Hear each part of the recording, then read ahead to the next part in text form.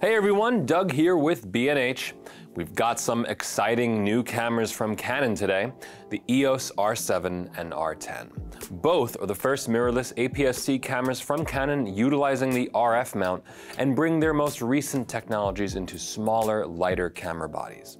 The R7 in particular offers an exceptional feature set built around a 32.5 megapixel sensor, dual SDXC card slots, and even uncropped 4K 60p recording.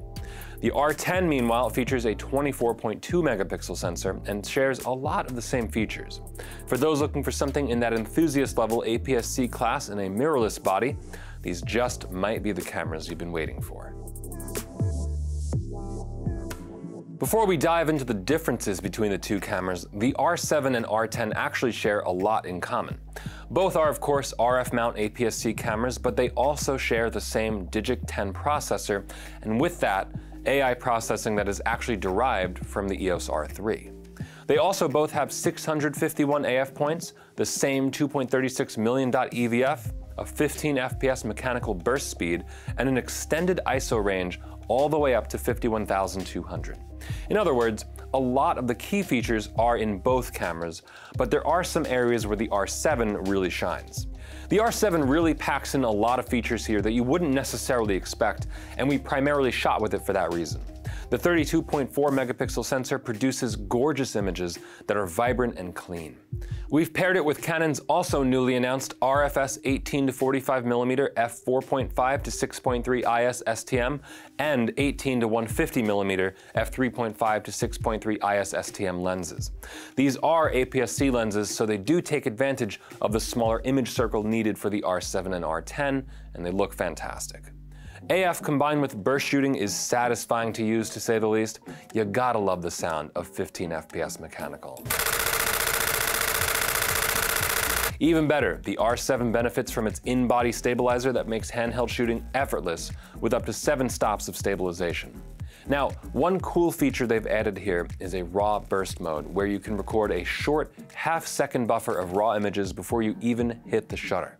Just in case you miss that moment by a split second, you'll have a whole roll of images captured via the electronic shutter that you can choose from the camera menu and extract into its own individual raw image. Over on the video side, the R7 features 4K video up to 60 FPS with no cropping. This is a full-width readout of the APS-C sensor, and there's even a 4K fine mode that downsamples from a 7K image for the sharpest, smoothest image possible. The R7 also has support for Canon Log 3, which also engages 10-bit recording automatically.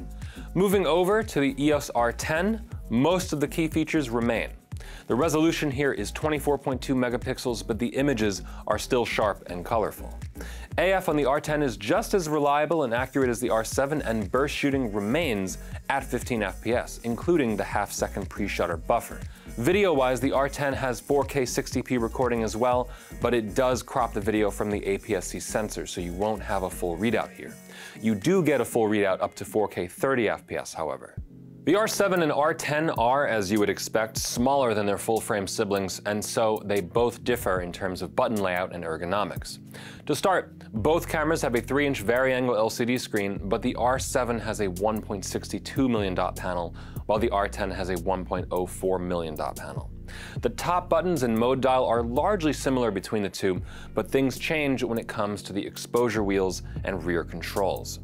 The R7 features a raised quick control dial that your thumb can naturally access with an AF joystick in the middle of it, along with the traditional 4-way cross keys.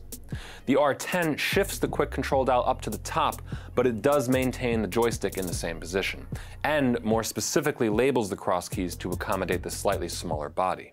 A big difference between the R7 and R10 is in the recording capability. The R7 has a dual SDXC arrangement, which of course gives you either redundancy in shooting or simply shooting across 2 cards. The R10 only has 1 slot. Now over on the left side, both cameras have most of the same connectivity: micro HDMI, USB-C, and remote control ports.